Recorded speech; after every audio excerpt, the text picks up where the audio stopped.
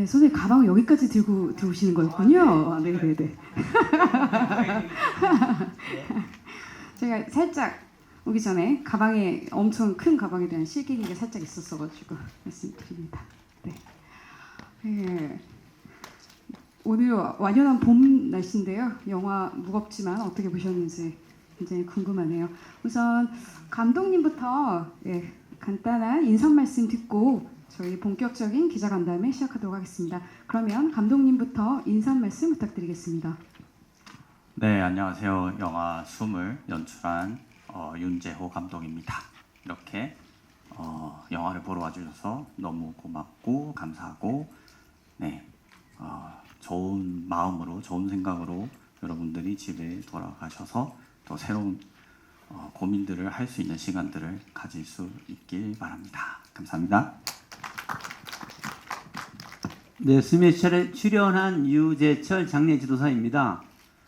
제가 31년 장례지도사를 하고 있는데 그때는 굉장히 천시받던 직업이었거든요. 근데 그런 것들이 지금은 이렇게 영화로도 나오고 여러분들 만나게 돼서 저희 직업을 좀 더 제대로 알고 싶어서 참여를 했고 그것이 이렇게 결실을 맺어서 너무 좋습니다. 감사합니다. 안녕하세요. 유품정리사 김세별입니다. 저는 주로 고독사 발생 현장에서 고인의 유품을 정리하고 마지막 이사를 돕는 일을 하고 있습니다. 감사합니다. 네, 기자님들 혹시 바로 질문 준비되시면 말씀 주시면 저희 진행 요원이 마이크를 배달하도록 하겠습니다. 혹시 바로 질문 준비되신 기자님들 계실까요? 네. 우선 그럼 질문 준비하시는 동안 제가 좀 간략한 질문 감독님과 우리 출연진분들께 여쭙도록 하겠습니다. 우선 감독님 이 숨이라는 작품을 어떻게 기획하고 연출하게 되셨는지 그리고 이 두 분을 어떻게 만나게 되셨는지 이야기 나눠주시면 좋을 것 같습니다. 네, 우선 2017년에 제 어머니가 암으로 돌아가시면서 그 죽음을 제가 이제 곁에서 바라보는 과정에서 되게 많은 생각과 고민을 많이 했었어요. 그래서 그런 사는 것이 무엇인가, 죽는 것이 무엇인가 그런 고민들을 많이 하다가 제작사 대표님을 만나서 고민거리를 얘기하는 과정에서 유재철 선생님을 만나게 됐고 그리고 김세별 선생님을 만나서 함께 죽음에 대한 이야기를 다큐멘터리를 통해서 한번 이야기해보자라는 취지에서 그렇게 시작이 되었고요. 파지를 줍는 할머니도 사실 그날 장례를 치르고 새벽에 그 파지를 줍는 한 어르신을 봤어요. 거리에서. 그때 기분이 되게 이상했다 해야 될까요? 그래서 엄마의 죽음을 바라본 뒤에 파지를 줍는 어르신을 보았을 때 뭔가 되게 묘한 기분이 들었습니다. 그 파지라는 어떤 누군가에게는 쓸모 없어진 그런 물건이 다른 누군가에게는 그런 삶을 이어주는 그런 어떤 연결이 된다는 그런 생각이 왜 그 순간에 그분을 봤는지는 모르겠지만 그 우연의 어떤 일치가 이 영화를 만들게 된 어떤 계기가 되었던 것 같아요. 그럼 유재철 선생님께 제가 또 하나 여쭐게요. 사실 방송 출연도 많으셨고 책도 내셨고 되게 알려지신 분이신데 갑자기 다큐멘터리 감독이 이런 영화를 찍는데 선생님을 영화에 담고 싶다고 제안을 하셨을 때 흔쾌히 같이 해보고 싶다 이러셨는지 아니면 어떠셨는지 궁금합니다. 처음에 이렇게 오셨을 때 우선 이제 감독님이 어떤 분인지를 저도 이제 나름대로 검색을 했어요. 근데 나름대로 굉장히 독특하게 어떤 세계가 있으시더라고요. 그러고 저는 이제 제가 다루는 게 늘상 이제 죽음 관련된 것들이니까 그걸 통해서 저는 굉장히 성숙이 된 것 같아요. 제가 장례지도사가 아니었으면 지금 이 정도의 성숙한 모습이 되었을까 이런 생각이 들었는데 매일 이제 죽음을 다루면서 저가 어떻든 많이 성장이 됐던 것 같아요. 그것을 다른 분들도 이런 것들을 저의 경험을 통해서 이걸 펼칠 수 있는 어떤 게 있으면 좋을까 생각하고 있을 때 마침 이제 제안이 들어오셔서 흔쾌히 저도 참여하게 됐죠. 그러면 김세별 유품정지사님 어떠셨는지 궁금합니다. 아, 네. 저 같은 경우는요. 우리 사회 전반적인 고독사에 대한 문제를 널리 알릴 수 있는 계기가 될 것 같아서 이 영화에 참여를 하게 되었습니다. 네, 생각보다 굉장히 단답형으로 지금 한 3문장 정도로 안 될까 생각했지만 네, 핵심을 말씀해 주신 것 같습니다. 그럼 혹시 질문 준비되셨으면 저희가 또 마이크가 배달하도록 하겠습니다. 네, 생각을 좀 정리할 시간이 좀 필요하시죠. 영화가 생각보다 짧았습니다. 하지만 묵직한 여운이 있는 작품인 것 같습니다. 그럼 감독님께 또 말씀 또 여쭐게요. 사실 다큐멘터리 감독님들은 항상 고민하는 게 대상과 카메라의 거리, 그리고 어디까지 밀착해서 그 대상을 들여다볼 것인가, 피사체를 들여다볼 것인가에 대한 고민이 많으실 것 같은데, 이 작품은 특히 터부시되는 장면들, 일반 관객들이 특히 스크린에서 보지 못했던 실제 하는 죽음의 어떤 모습을 담으시는 거잖아요.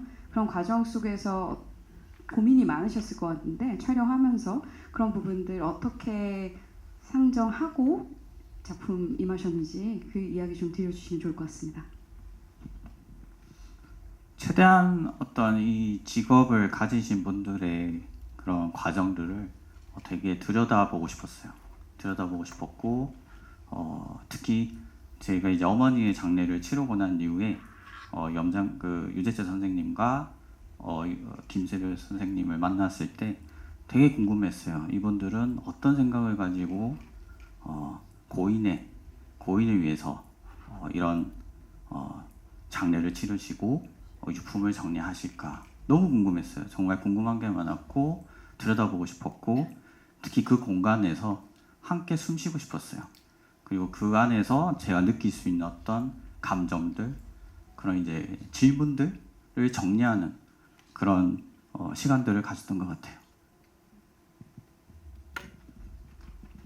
네, 혹시 질문 준비되셨으면 가도록 하겠습니다. 네, 저기 기자님 손 조금 다시 들어주시면 감사합니다. 네, 안녕하세요. 저는 경향신문 전지현이라고 합니다. 감독님께 먼저 질문이 있는데요.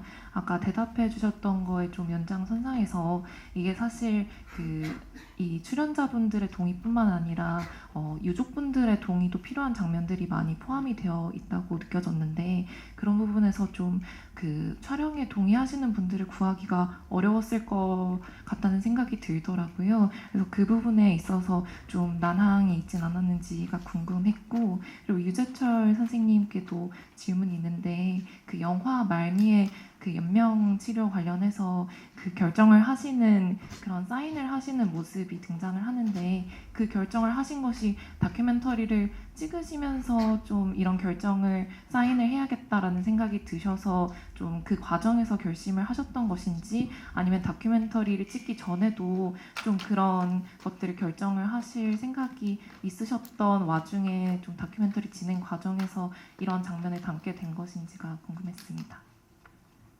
네, 감독님부터. 네.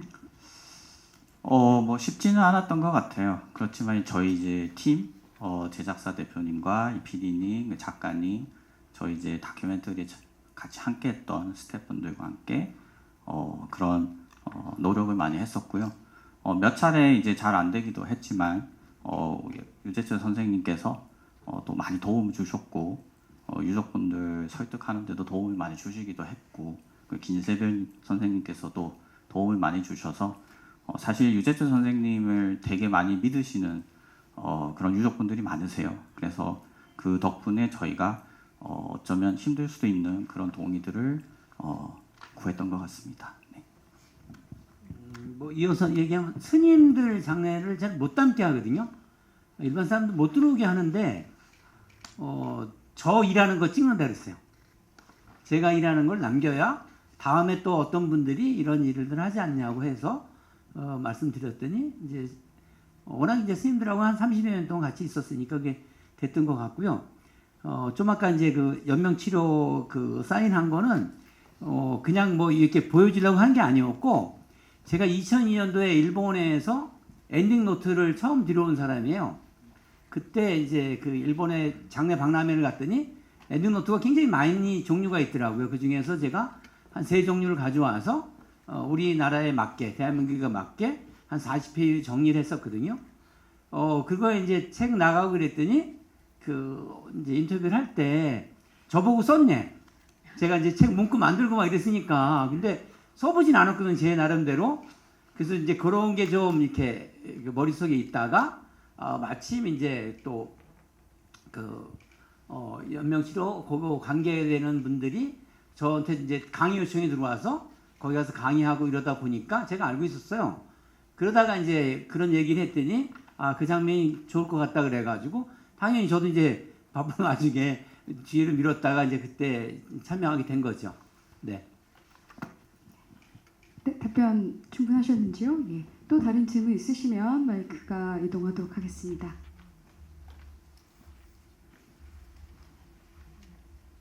네, 그러면 제가 또 여쭐게요.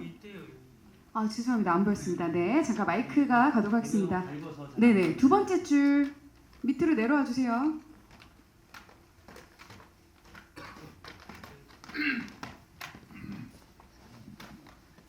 불교닷컴의 조동섭입니다. 그 영화 잘 봤습니다. 유재철 그 장례지도사님께 여쭙고 싶은데요. 그 영화 촬영에 응하시게 된 게 그 장례지도사라는 직업을 알리고 싶다고 하셨거든요.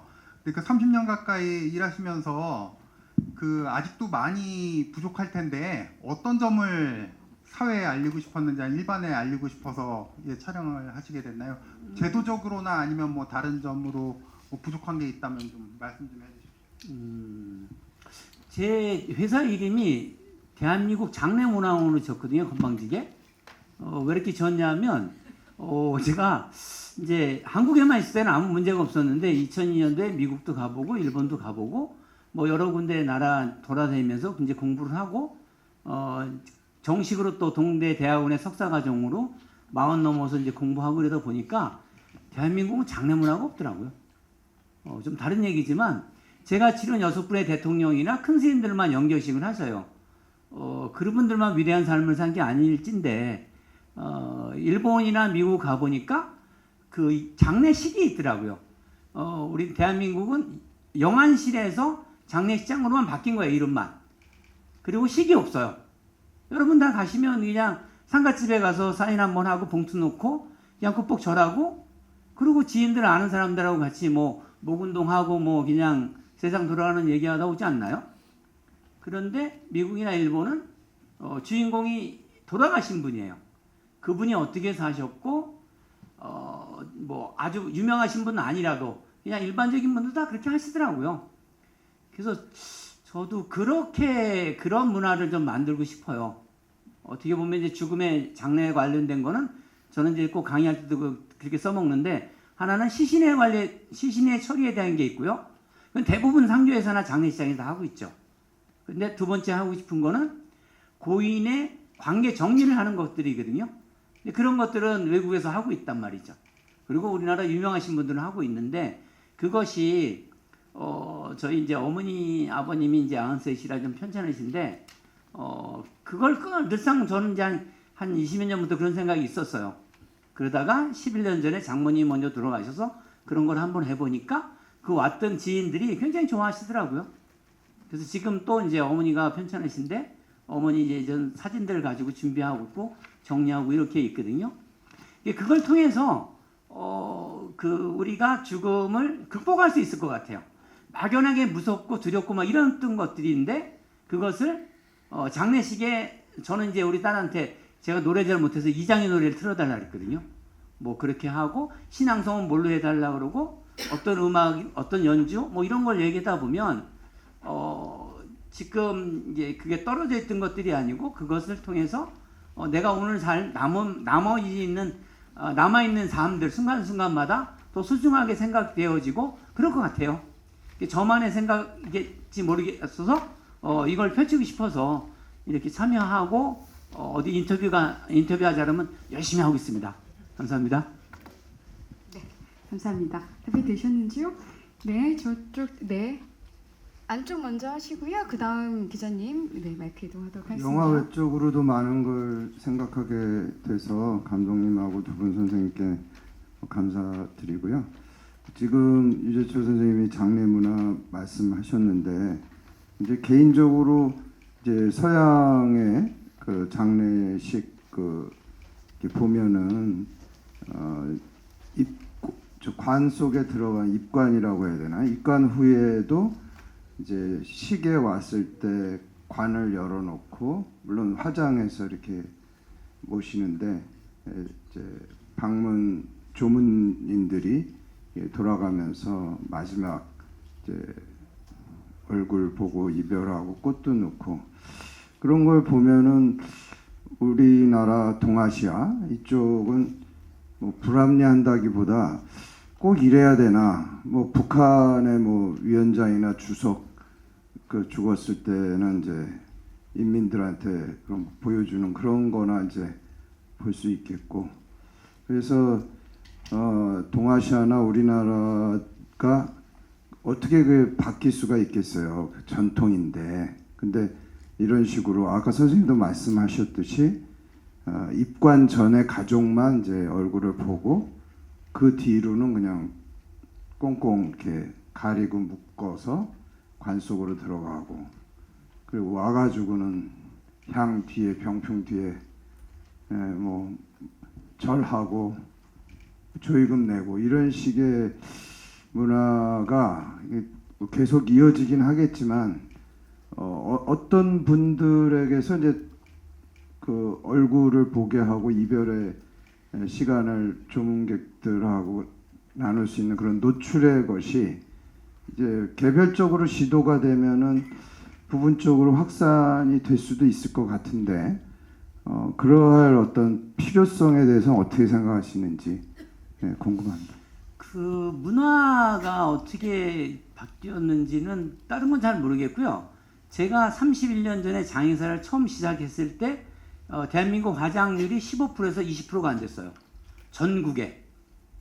근데 이게 2000년을 넘었으면서 2010년쯤 되면 전국 화장률이 80%가 넘고 현재는 한 90%가 넘을 거예요. 예전에는 제가 장의사 처음에 시작했을 때 장례를 치르면 화장장을 보낸다 그러면 2번 죽인다 그래서 뭐라 그랬거든요. 당연히 대부분 다 매장을 하셨단 말이죠. 근데 불과 20몇 년 만에 이렇게 바뀌었거든요. 지금 얘기하는 것도 그냥 뭐 3일 동안이나 4일 동안 오는 장례식을 안 하자는 게 아니고 그건 그거대로 하고 떠나기 전날 밤 미국의 이제 그 비용이나 일본의 통화 같이 어떤 식을 하고 아침에 떠나는 날 연결식을 하고 미국엔 또 안장식까지 있잖아요. 그런 문화가 한두 번 이렇게 하다 보면 사람들이 금방 따라할 것 같아요. 근데 그것을 이제 대부분 창조예산에 대해서 준비 안 하고 장례식장도 그런데 만약에 이제 그렇게 해서 한번 붐이 불기 시작하면 미리 이건 준비하고 있는 사람들이 이제 치고 나갈 수가 있겠죠. 뭐 정답은 없겠지만 이 정도로 하겠습니다. 네. 네, 갑자기 K 장례라는 생각이 또 들기도 하는데요. 네, 다음 질문 부탁드리겠습니다. 네, 안녕하세요. 저는 불교신문 진달래 기자라고 합니다. 세 분께 하나씩 질문 드리겠습니다. 우선 감독님께는 이 영화를 만들면서 뭐 감정들, 질문들을 가지셨다고 하셨는데요. 이 영화 만들면서 던진 질문은 무엇이고 그에 대한 답은 뭐라고 찾으셨는지 궁금하고요. 그리고 유재철 선생님께는 죽음이 선생님을 성숙하게 했다고 하셨는데 죽음의 어떤 측면이 어떻게 성숙하게 했는지 구체적으로 여쭤보고 싶고요. 그리고 김세별 선생님께는 그 유품 정리하시는 일이 선생님 본인의 삶과 주변에 어떤 영향을 미쳤는지가 궁금합니다. 뭐 일단 감정이나 질문들은 어렵진 않았던 것 같아요. 어떤 떠난 분에게서 느껴질 수 있는 어떤 무게가 떠난 분은 가볍게 떠났을 수도 있지만 우리가 영혼은 가볍다고 얘기를 많이 하는 것 같은데 사실 남은 자에게는 굉장히 무거운 짐이 있기도 하고 그런 것들을 이제 그런 공간에서 선생님들이 그런 고인들을 모시는 장소에서 제가 갔을 때 던질 수 있었던 그런 무거운 질문들, 무게감, 남은 자들이 가질 수 있는 어떤 마음의 무게, 그런 것들을 어떻게 극복할 수 있을까? 그런 질문들을 많이 던졌던 것 같아요. 저도 꽤 오랫동안 죽음에 대해서 굉장히 두려운 사람이었고, 엄마의 죽음을 받아들이지 못했던 사람 중에 한 명이었고, 굉장히 어려웠던 시기가 있었는데, 그런 시기를 거쳐가면서 선생님들을 만나고 그 공간에서 같이 숨을 쉬다 보니까 시간이 해결해 줬는지는 모르겠는데 굉장히 저 스스로도 어떤 답을 찾았다기보다는 그것을 받아들이는 데 시간이 걸렸던 것 같아요. 어떻게 받아들일 수 있을까?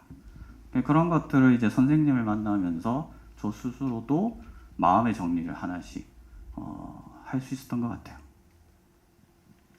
요 질문 그거 답하기 전에 좀 감독님한테 좀 아쉬운 소리 하면, 저는 영화를 이렇게 출연하면 뭐가 좀 있을 줄 알았어요.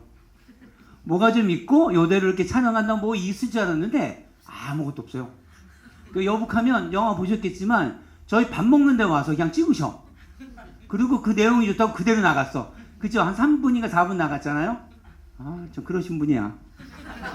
그리고 죽음에 대해서 아까 이제 기자님 얘기하신 게 어떻게 성숙이 됐냐 그러면, 저는 어렸을 때 참 제 마음대로 살았어요. 그냥 동네 골목대장도 하고 뭐 이것저것 뭐 제 하고 싶은 대로 살았어요. 그러다가 이제 어쩌다가 이제 1994년도에 장의사를 들어왔는데, 저는 안 죽을 줄 알았어요. 지금 왜 전쟁이 나도 저는 다른 사람 다 죽고 저만 살아 있을 줄 알았어. 그런데 2015년 5월 11일 날, 이제 며칠 안 남았죠? 그날이 제 두 번째 생일이거든요. 그날 청동문사 다비하고 올라오다가 상주 고속도로에서 차가 전복이 됐어요. 고라니가 튀어나오는 바람에. 그렇게 죽다 살아나가지고 3주 동안 처음으로 제가 입원해 있었거든요. 그리고 나도 죽을 수 있구나 이 생각이 들더라고요. 그리고 그때 만약에 제가 핸드폰을 꺼내려고 차에 조금만 더 들어갔으면, 차 손 집어넣다가 뒤에서 차가 들이받은 바람에 여기서 피가 터져갖고 이제 못 들어갔거든요. 근데 만약에 제가 핸드폰 꺼내려고 목만 집어넣었으면 그냥 걸려 죽잖아요. 그거를 이제 3주 동안 입원해 있으면, 제가 입원을 하루 이틀 해본 것도 처음인데 3주 동안 있으면서 그 생각을 하고 이러다 보니 그렇게 살아나니까 다시 보이더라고요. 살아오는 게 다시 보이고 내 일도 다시 보이고, 그래서 지금 그때부터 좀 직원들한테 많이 잘해지는 것 같아요. 그 전까지는 싸가지가 바가지였다고. 우리 직원들이 그래. 네. 주고 봐야 돼. 네. 저는 유품정리사가 되고 나서 제 인생이 좀 바뀌었다고 생각을 합니다. 180도 완전히 바뀌었어요. 살아가는 방식도. 제가 다니는 고독사 현장에서 고독사로 돌아가신 분들은요, 죽을 때까지 그렇게 찾아 헤매던 것들이 가족이었습니다. 지난날 가족에게 내가 폐를 끼치고 돌이킬 수 없는 후회를 하면서 가족을 그리워하면서 홀로 외로이 쓸쓸히 돌아가시는 분들이에요. 그분들은 하루하루요, 희망이 없으니까 술, 담배로 그냥 살기 위해서 마시는 것들이에요. 그게 왜 술을 안 마시면 그날 잠을 잘 수가 없거든요. 여러 가지 생각 때문에 지난날 후회를 하고 있습니다. 그래서 그런 것들을 보면서 어느 순간에 나도 우리 아버지가 그랬던 것처럼 집에 와서 술 마시고 남편으로서 돈 벌어오는 가장으로서 권위를 세우고 그러다가 결국에는 처자식에게 외면당하고 혼자 이렇게 외롭게 늙어가는 건 아닐까라는 생각이 들더라고요. 그래서 저는 장례 지도사 시절 때는 느끼지 못했던 것들을 유품정리사가 되고 나서 그걸 느끼고 술, 담배를 완전히 끊어버렸어요. 그렇게 하면은요, 주변에 불필요한 인간관계가 좀 많이 정리가 됩니다. 그래서 가족과 더 많은 시간을 보낼 수가 있어요. 돈만 벌어다 준다고 지금은 부모가 아닙니다. 제가 일하는 현장에서는요, 그냥 생물학적으로만 아버지였다면서 마지막 정리를 거부하는 가족들이 굉장히 많습니다. 그냥 한두 분들이 아니에요. 그냥 고독사도 아니고요, 동거가족 고독사가 일어나는 상황이에요. 4식구가 5식구가 한 집에 살고 있지만 방에서 나오시지 않는 어머니, 아버지 이런 분들이 돌아가시고 나서 한 달, 두 달 뒤에 발견이 되는 일들이 발생이 되고 있어요. 지금은 돈만 벌어다 주고 아이들을 키운다고 해서 부모가 아닙니다. 가족이랑 추억이 공유가 되지 않으면 그냥 돈 벌어오는 기계일 뿐이라고 생각을 해요. 그래서 저는 가족들과 더 많은 시간을 보내고 우리 아이들이 그 추억을 공유할 수 있는 시간은요 굉장히 짧습니다. 벌써 고등학생만 되더라도요 이제 어디 같이 안 다녀요. 절대로 안 다닙니다. 대화도 안 하려고 그래요. 그래서 그 전에 많은 추억도 쌓고 부모란 이런 것이다. 아버지가 그냥 예전처럼 이렇게 집에 분위기 잡고 그냥 어른으로서 자리 잡고 있는 게 아니고 좀 부드럽게 이렇게 사랑도 줄 알고 이런 사람이 돼야 된다고 생각을 해서 저는 제 인생이 완전히 바뀌어 버렸어요. 그래서 저는 아까 그 질문의 답이 이 정도면 될까요? 네, 감사합니다. 네, 감사합니다. 네, 또 질문 있으시면 마이크 가도록 하겠습니다. 네.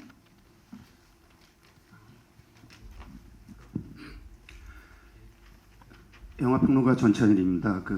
좀처럼 마이크 안 잡는데 평상시에 워낙 말을 많이 하기 때문에 오늘은 한 말씀 드리고 싶은 게 유재철 선생님하고는 술자리도 몇 번 가졌고 윤재호 감독은 마담비나 뷰티풀 데이지를 통해서 제가 팬심을 갖고 있는 감독에서 왔는데 보면서 제가 감사드리고 싶은 거는 저도 그 연명치료 중단하고 장기 기증에 대해서 아내하고 말만 했지 행동으로 못 옮기고 있는데 이 영화 보면서 바로 빨리 가능한 한 빠른 날 실천해야겠다는 거를 지금 생각하고 있고 또 하나는 언제 어떻게 나도 한 몇십 년 살 것 같은 생각은 들지만 언제 어떻게 할지 모르니까 내가 죽으면은 가장 아내나 와이프 애들이 고민할 책 문제를 좀 해결해야 되겠다. 많지는 않습니다만은 그런 생각을 지금 하고 있습니다. 감독님이 윤 감독한테 질문하고 싶은 거는 사실 유재철 선생님은 굉장히 유명한 분이잖아요. 대통령 6분, 그 진보 쪽 3분 다 하고 보수 쪽도 3분 다 하고 해서 공식 대통령 염쟁인데 영화에서 그런 사실을 전혀 부각시키지 않으려고 일부러 덤덤하게 하려는 의식적 노력이 인상적이면서도 조금 개인적으로 왜 저렇게까지 자제를 할까라는 생각이 좀 들었습니다. 그리고 좀 더 죽음의 장면들을 좀 더 많이 보여주고 일상보다는 그런 바람이 있는데 그런 의도 좀 듣고 싶고요. 우리 유 선생님하고 이제 술 먹으면서 전 선생 나 이런 윤재호 감독하고 이런 걸 찍는데 그래서 제가 딱 반드시 하셔야 됩니다. 이 윤재호 감독 좋은 감독이니까 그런 게 지금 세월이 흘러가지고 그 영화를 보게 돼서 굉장히 감개무량합니다. 그런데 저는 영화 평론가로서 이 영화를 어떻게 한 사람이라도 더 보게 할 것인가를 고민하는 사람 중에 한 명인데 저 원혜영 전 부천시장 겸 국회의원이 웰다잉 문화운동 이사장인 건 아시죠? 거기랑 이미 사전 연락이 됐을 거라고 판단합니다만은 몇 개월 전에 제가 만났을 때 이 영화 얘기를 했습니다. 연락하셔갖고 빨리 그 웰다잉 문화운동 그쪽하고 해서 이 단체 공동체 상영 포함한 단체 관람 운동을 열심히 해서 이 의미 있는 영화를 좀 더 많이 볼 수 있게 좀 그 방향으로 노력하시면 좋겠다는 바람을 전하고 다음 주에 이제 매불쇼의 이 영화를 소개해야 되는데 어떻게 소개될지는 저도 잘 모르겠습니다. 응원하겠습니다. 감사합니다. 한번 이게 한 잔이 좋구만. 그때 이게 몇 년 전에 그죠? 네, 감사합니다. 또 질문이 준비되셨으면 또 마이크 가도록 하겠습니다. 네. 감사합니다. 사실 좀 균형을 맞추고 싶었어요. 일단 개인적으로 저는 영화를 만들 때 사람 냄새가 나는 게 좋습니다. 사람의 이야기를 하고 싶었고 유명이든 아니든 그걸 떠나서 저는 선생님을 사람으로 보았고 김세배 선생님도 사람으로 보았기 때문에 좀 사람의 이야기를 하고 싶었어요. 그리고 죽음에 대해서 이야기를 하지만 그래도 우리의 삶의 가장 큰 원동력은 일상이다라고 생각했어요.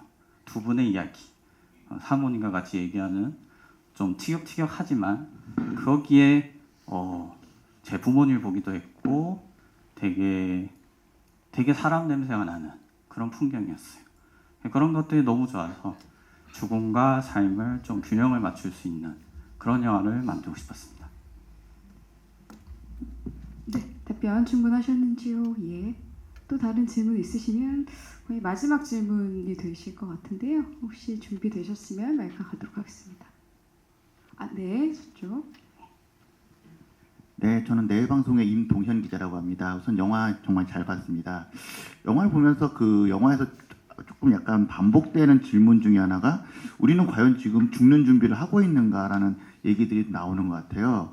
근데 이제 우리가 사실 죽는 준비라는 게 물론 해야 되는 것 같지만 사실 또 우리 삶이 또 어떻게 될지 모르기 때문에 아까 또 그 두 부부의 얘기 중에 이제 추하게 죽지 않으려고 해도 환경이 결국 그 못하게 한다식의 그 얘기가 나오는데 그래서 어찌 보면 이 영화에서 어쨌든 질문이 나왔기 때문에 그렇다면 죽는 준비라는 게 과연 뭘까? 죽는 준비는 어떻게 해야 되는 것인가라는 얘기가 있어야 될 것 같아요. 그래서 일단 감독님께 여쭤보고 그리고 혹시 괜찮으시면 두 분 선생님들께도 한번 여쭤보겠습니다. 혹시 질문이 죽는 준비를 어떻게 해야 되는 그 질문인가요? 뭐 사실 제가 대답할 수 있는 영역은 아닌 것 같고 사실 뭐 저도 사실 잘 모릅니다. 어떻게 준비를 해야 할까.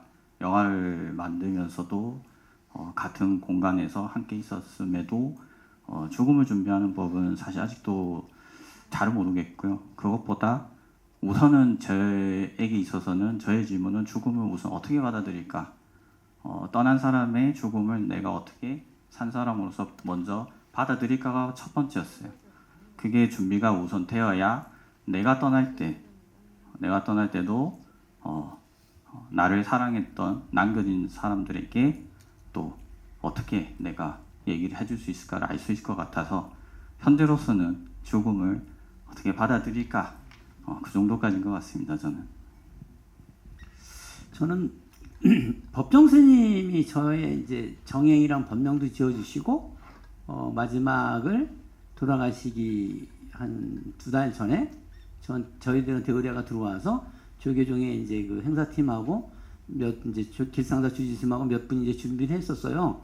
근데 그분은 워낙 이제 평상시에 40살에 글을 쓸 때부터 내가 죽으면 번잡스럽게 하지도 말고 내 입고 있는 그대로 이제 뭐 답이해라 막 이렇게 써놓으셨는데 그래서 그분이 그렇게 그 글들이 깔끔하고 담백하고 해서 지금까지도 많은 사람들한테 사랑을 받는 것 같고요. 그렇게 유명하신 분 말고 저는 제일 닮고 싶은 사람이 제 책에도 있는데 분홍 치마 저고리 입고 돌아가신 할머니거든요. 80에 돌아가셨는데 마지막을 스스로 곡기를 끊으셨어요. 근데 그렇게 하기 위해서는 이제 당장 우리가 죽을 때가 돼서 잘 죽어야지 이러면 그게 되냐고 그게. 우리가 이제 자전거나 스키나 뭐 운전도 그렇지만 잘하는 거는 많이 해봐야 되거든요. 그러면 이런 그 영화 아니면 죽음에 관련된 책들도 많이 나와 있잖아요 이제는.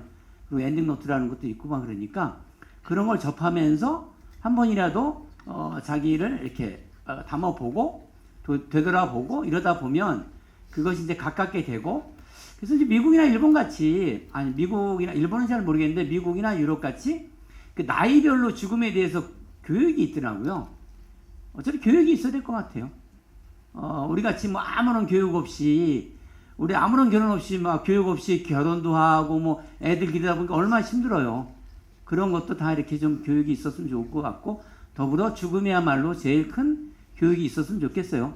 그래서 거기는 이제 뭐 우리로 따지면 초등학교, 중학교, 고등학교, 대학교 때 바라볼 수 있는 죽음에 관련 교육이 있다고 하더라고요.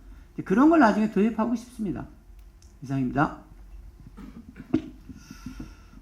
저는 이렇게 생각을 해요. 죽는 준비라는 것은 결국 인간과 인간이 헤어지는 준비라고 생각을 하거든요. 그러면은 여러분이 만약에 3개월 시한부 인생 선고를 받았다. 난 3개월밖에 살지 못한다. 그러면 어떻게 할 것 같으세요? 가족들은 어떻게 할까요?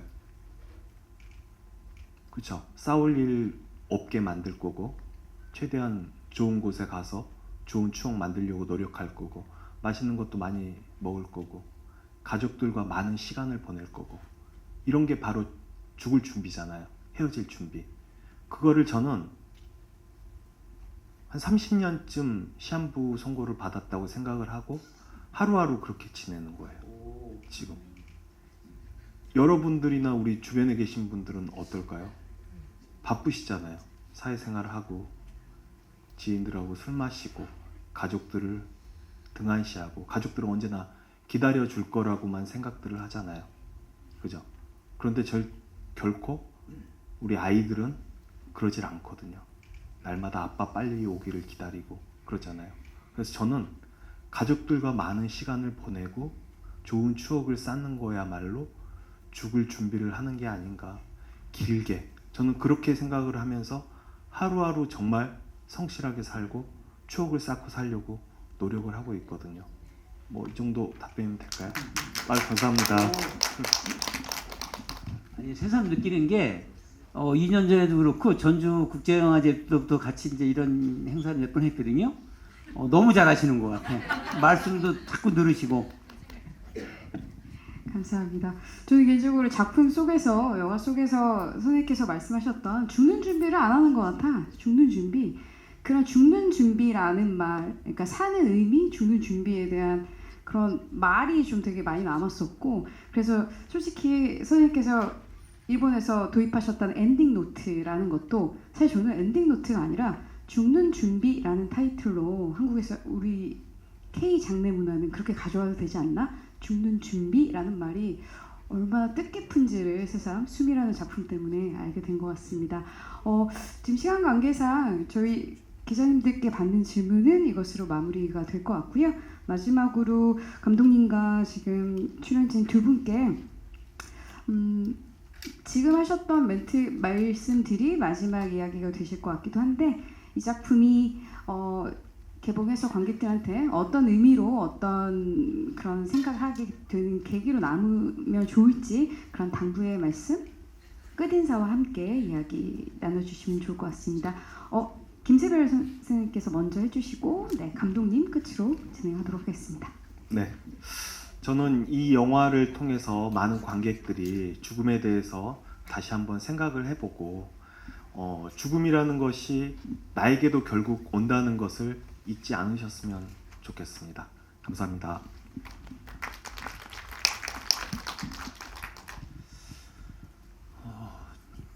갑자기 이렇게 갑자기 아니고 늘상 이제 이런 질문이 마지막에 나오면 좀 무거워요. 저는 나름대로 저도 이제 굉장히 뭐 죽음에 두려워하고 이랬던 사람이 30여 년 겪으면서 이제는 어떻게 보면 무덤덤해졌다 그러는 시각으로 얘기를 하면 저 사람들한테 받아들이질까 이런 생각이고요. 지금은 이제 매 순간 오는 순간마다 이게 점점 새로워지는 나이가 되다 보니까 뭐 내일 모레 이제 70대고 막 이러면 그게 점점 더 그게 다가오더라고요. 그래서 그것이 더 나이 들기 전에 이런 것들을, 저의 경험 이런 것들이 전달돼서 그 죽음의 공포를 벗어나고 삶을 더 윤택하게 살아갈 수 있는 그런 계기가 되는 영화였으면 좋겠습니다. 감사합니다.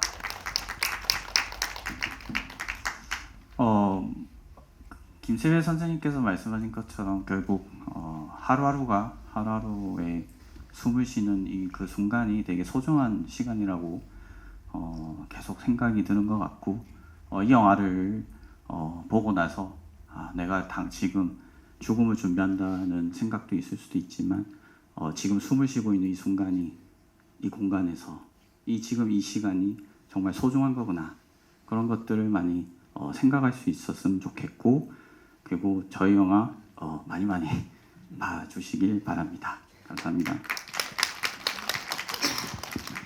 네, 그러면 이것으로 저희 질의응답 시간을 마치도록 하고요. 저희 잠깐 퇴장했다가 포토타임 갖고 저희 전체 기자간담회를 마무리하도록 하겠습니다. 끝까지 자리 지켜주셔서 감사드립니다.